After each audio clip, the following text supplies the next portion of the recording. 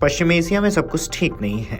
अब लेबनान के उग्रवादी संगठन हिजबुल्लाह ने इजरायली नागरिकों को बड़ी चेतावनी जारी की है। हिजबुल्लाह ने इजरायली नागरिकों को इजरायली सेना के ठिकानों से दूर रहने की सलाह दी है। हिजबुल्लाह ने आरोप लगाया है कि इजरायली सेना उत्तरी सीमा पर रिहायशी इलाकों में अपने बेस बनाकर तैनात है। ऐसे में हिजबुल्लाह ने इजरायली नागरिकों को रिहायशी इलाकों में कथित तौर पर मौजूद फौजी ठिकानों से दूर रहने को कहा है ताकि वे सुरक्षित रहें, साफ रहें और बचे रहें। हिजबुल्लाह ने अरबी और हिब्रू भाषा में जारी किए गए बयान में कहा है कि इजरायली सेना ने घरों का इस्तेमाल किया है और उन्हें हाइफा, टिब्रीज और एक्रे जैसे बड़े शहरों के रिहायशी इलाकों में मिलिट्री बेस बनाए हुए हैं। वहीं इससे पहले हिजबुल्लाह ने इजराइल के अंदर अधिक से आबादी वाले क्षेत्रों में अपने रॉकेट हमले बीते दिनों से जारी किए।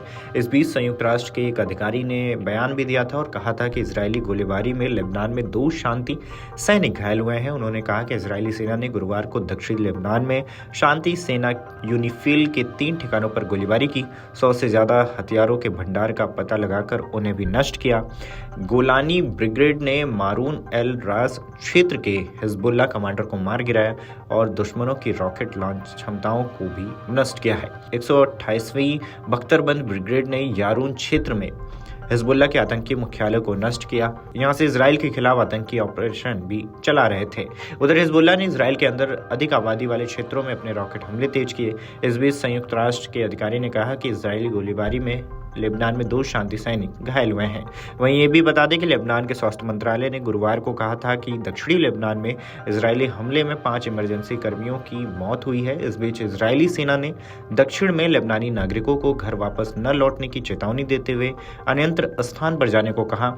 लेबनान के कार्यवाहक प्रधानमंत्री नजीब मिकाती ने कहा था कि युद्ध विराम के उद्देश्य से अमेरिका और फ्रांस के बीच संपर्क चल रहा है। हालांकि अमेरिका या फ्रांस की ओर से इस संबंध में अभी तक कोई टिप्पणी नहीं की गई थी। इस बीच ईरान की इजराइल पर हमले के संबंध में बुधवार रात इजरायली रक्षा मंत्री योआव गैलेंट ने कहा कि ईरान को ऐसा जवाब दिया जाएगा कि वो अरसे तक याद रखेगा। उन्होंने कहा था कि हमारी कार्रवाई बेहद घातक, सटीक और चौंकाने वाली होगी। ईरान को अपने किए की कीमत चुकानी होगी। उधर यमन के हायूती विद्रोहियों द्वारा लाल सागर में केमिकल से लदे जहाज को निशाना बनाकर हमला करने का भी मामला सामने आया। हमले में जहाज को नुकसान पहुंचाने की बात भी सामने आई। किसी के हताहत होने की सूचना फिलहाल तो नहीं मिली थी।